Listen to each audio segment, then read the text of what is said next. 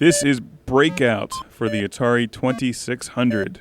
And this is a kind of game that they don't make anymore, and that's a shame because this game is a lot of fun. This is a true arcade classic. Originally, this came out in the arcade in 1976 and made its way to the Atari 2600 shortly thereafter.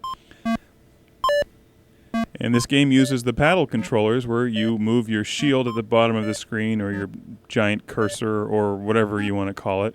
You move that back and forth and you bounce the ball up into the shield, the row of the six layers of blocks there.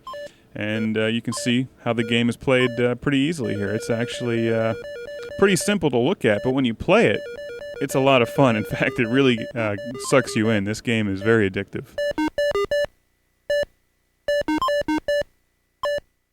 This is actually one of my favorite Atari 2600 games because it looks so simple, yet it's so much fun. Your ball starts bouncing slowly at the beginning, and as you break your way through the layers and start hitting the orange and the red layers, then your ball starts moving a lot faster, and that makes it a lot harder. Now if you shoot all the way through your shield and it starts hitting the ceiling, your shield size shrinks, making it even harder to rebound the ball back. Now, typical Atari 2600 fashion, they give you numerous variations on the game. This is a 4-player game, by the way, up to 4 players, although I'm only showing you the single-player mode. There's a variation where you can move the direction of your ball shortly after you rebound it.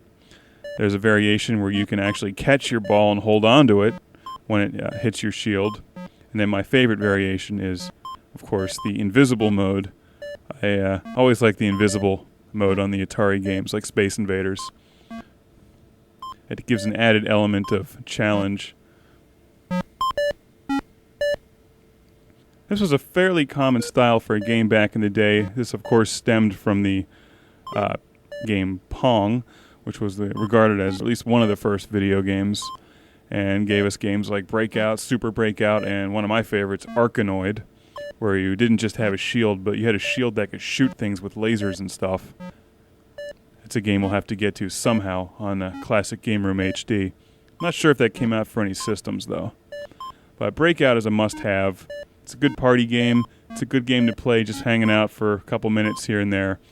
And seriously, it's cheap. You won't be disappointed. Pick up the paddle controllers. Pick up Breakout. This game is a classic example of why you need a physical Atari 2600 or 7800 on your coffee table with the paddle controllers to enjoy Atari. Because this is a great game. Emulation will not do this justice.